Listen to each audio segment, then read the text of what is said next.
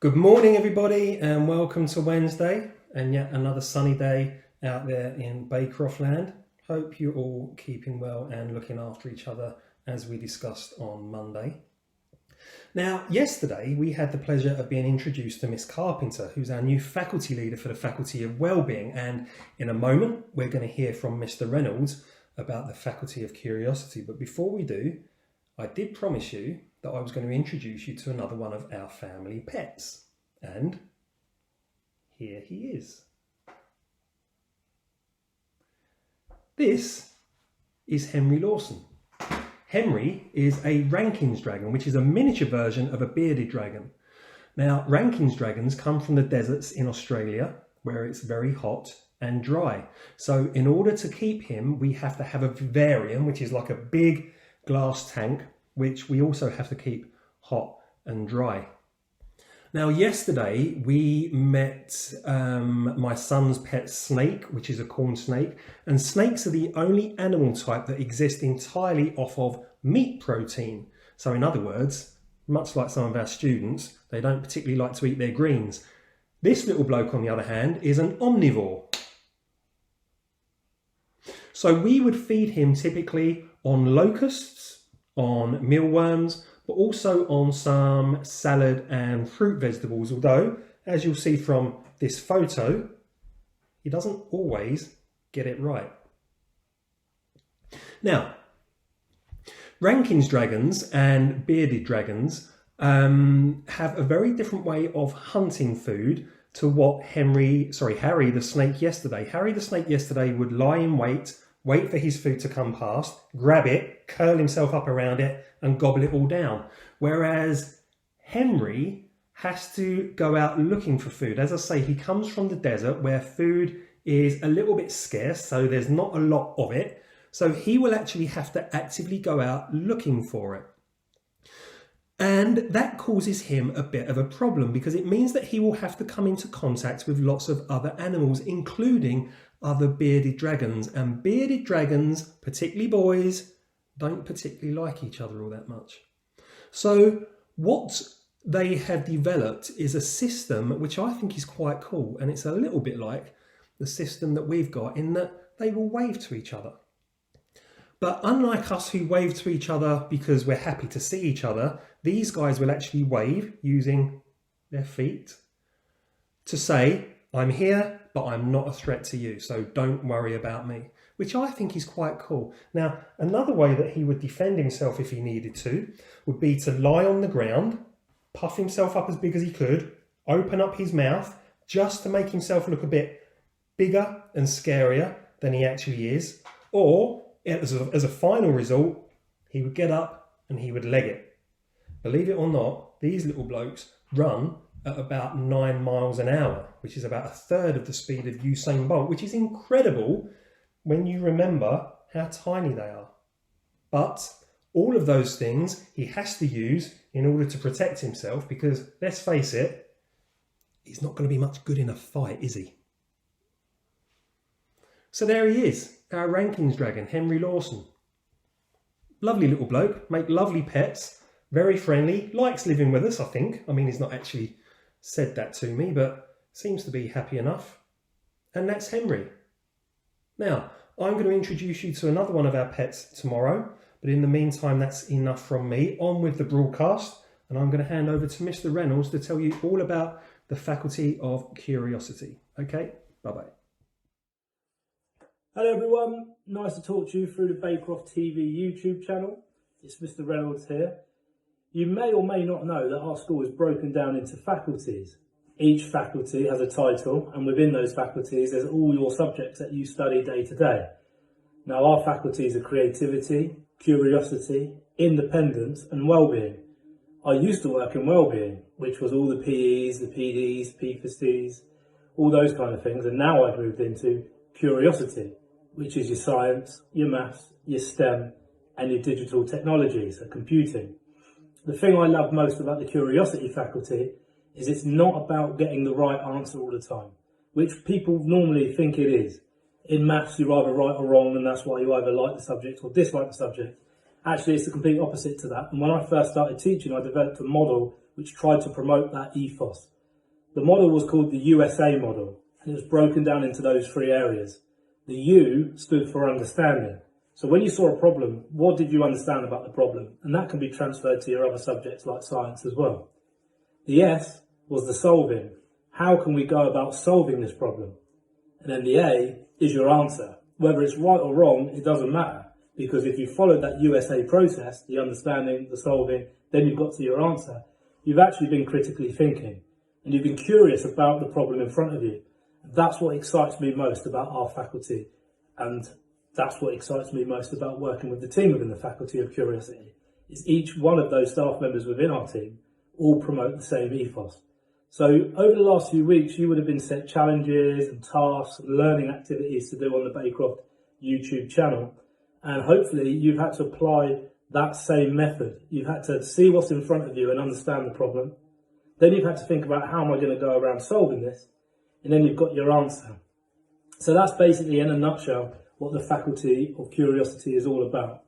I look forward to setting you some challenges in the future. I really hope you're looking after yourselves and your family, and hopefully we'll see each other soon. Take care.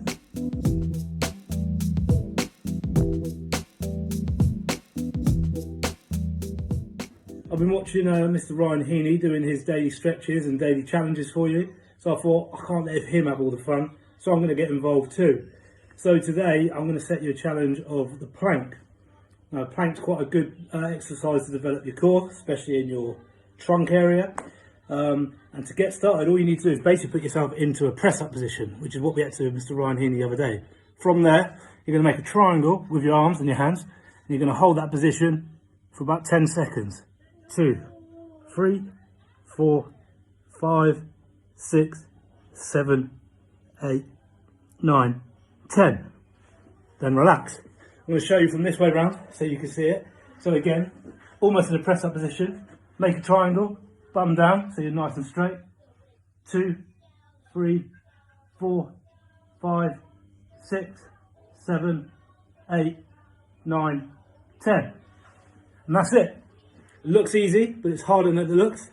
Each day you do this, I want you to add some more time to it. So today, if you do 10 seconds, 10 seconds at lunchtime, 10 seconds before bed. Tomorrow, do 15 seconds, 15, 15, and so on. And keep making it harder for yourself. Good luck.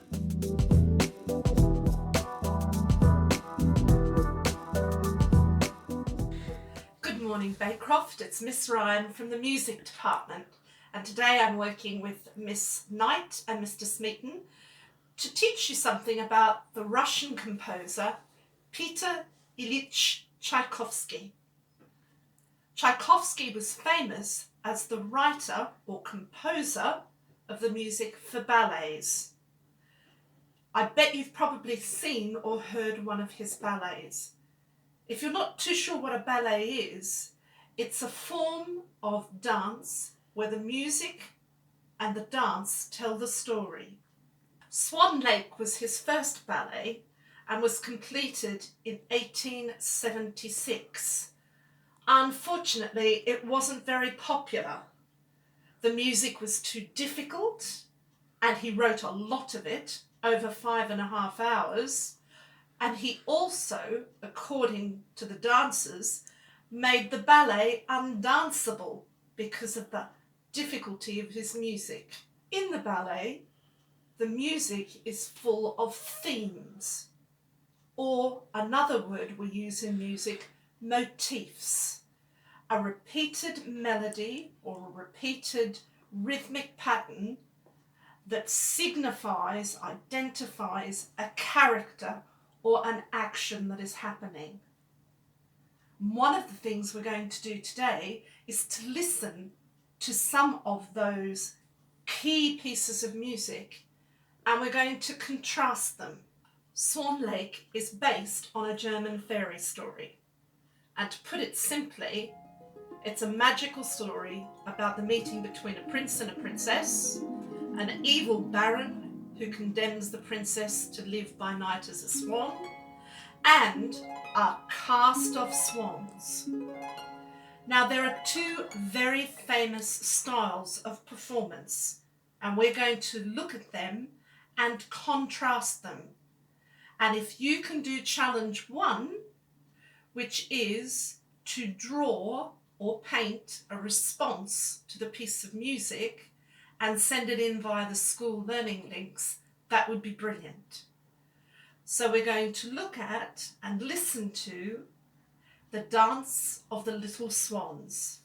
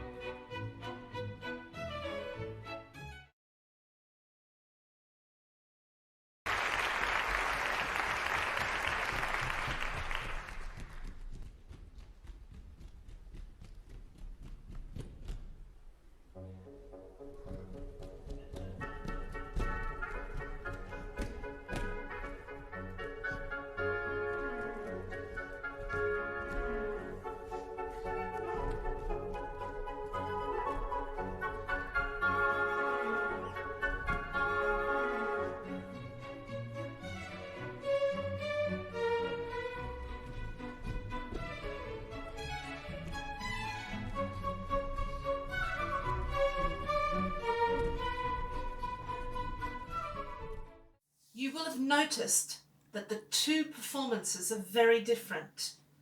One is from the traditional ballet and would have had one of our great ballet dancers dancing in it, Dame Darcy Bustle.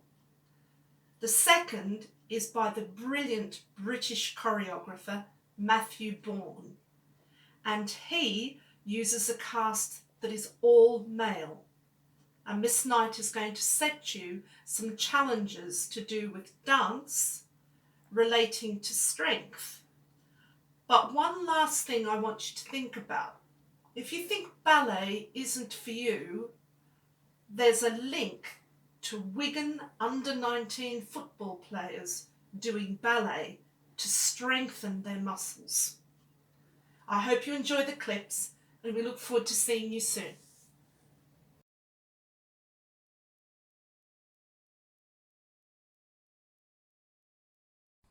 Hello Baycroft, I told you I'd be back again on Monday today, so no surprises for you there. I'm not going to be talking about drama today, I'm going to be talking about something that is dance linked, and I'm going to be linking it all to Swan Lake, which is what Miss has just been talking about. Now, the reason I want to talk about it from a dance perspective is not to make you do ballet, so please don't turn off, please don't panic, I'm not going to make you do ballet, but to talk about the Matthew Bourne version, which is a completely different take and a new modern way of looking at ballet.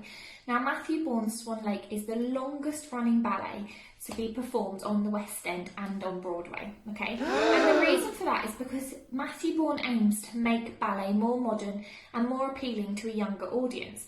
His version of Sleeping Beauty has vampires in it, so you can imagine that his storylines are completely different and much more interesting. Now, the difference with Swan Lake and why it is so popular is because he uses male dancers instead of female ones, and he has a very strong reason behind doing this. He decided that the swan, obviously being the most important character, is supposed to be really strong and really powerful, and in his version, they're meant to represent the prince losing his mind a little bit. They're meant to show him going mad, so they actually needed to be quite terrifying as well. Now, ballet dancers in tutus were not going to create the terrifying effect he wanted, so instead he used these male dancers who can show how strong and powerful swans are, okay? They really portrayed that. They even hiss in the ballet, which is quite terrifying, so they really got the feeling of the character that he wanted to show, which is so important when you're trying to make your audience interested. Now, I know what some of you will be thinking, male ballet dancers, really? Well, let me tell you a little fact for those of you who are quite sporty. A lot of rugby teams actually use ballet to do their training, and the reason being ballet dancers are so much stronger than a lot of athletes because they use muscles in their body that some of us don't even know exist. So even teams like the All Blacks incorporate ballet into their training. So it's not a girly thing to do, it's actually a very strong and powerful sort of dancing to be a part of. Now, what I would like you to do is think about 2 challenges today. They do require a bit of dancing, but if you don't want to dance, just have a think about them. Have a little write down of your ideas and your feelings. Now, the first challenge is going to be for you to think of an animal, okay, and how you might portray that animal through dance moves. For example, if you chose something like an octopus or a jellyfish, you might use arm waves or body waves to show that. If you're using something like a lion, you're going to want to make sure those movements are more powerful, okay, to get that animal across. So have an experiment and see what sort of animals you can create through dancing. The second challenge will be to choose a piece of music from a film or a TV show or a play anywhere and create a piece of dance that shows what that piece of film is all about. So for example, you could pick Jaws, you could pick Harry Potter, you could pick Frozen, you could pick whatever you wanted and show through your movement how that would work. It would be very different piece of dance doing something like Jaws to doing something like Frozen, okay? I would expect the movements to be very different, but I'd like to see them be quite modern. Make it fun, make it hip hop, make it contemporary, make it whatever you like, but really experiment and enjoy doing it. I don't want this to be a difficult task. I don't want anyone to get frustrated with it. I just want you to have fun and really get those imaginations going as to what you could create. Now, if you're really stuck for dance moves and have absolutely no idea where to start, you can head over to the videos that myself and Mr Smeaton have put together, which have taught you a lot of dance routines. And that's something to note. Even when you attend our lessons, you'll note that me and Mr Smeaton have completely different styles of dance because we're male and female. But we make it work for the theme. So that's what I want you to think about. Using your style of dance, how can you make that into something fun and something modern and something people will really enjoy? I hope you enjoy having a go with these challenges. Please don't panic about them too much. If you'd like to film them and send them over to us, we would love to watch them. But all I can say is enjoy it, give it your best shot, and I can't wait to see you all soon. Bye!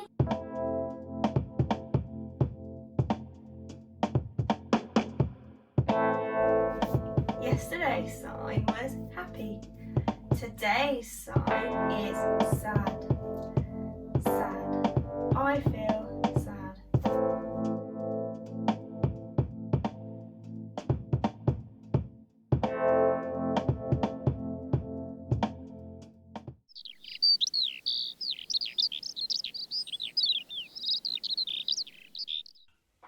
Hello, once again, I'm back. Just looking to sign off for today. Thank you very much for joining us once again here on Baycroft TV. I hope you're enjoying watching the broadcast as much as we're enjoying making them. So that's it really from me and from Henry Lawson, except to say we have another birthday that we are looking to celebrate today. Today it is the turn of Mr. Mark to take a bow. There he is, look, enjoying one of his very socially distant walks in order to get his exercise each day. Mr. Mark, who actually turns... Is this right?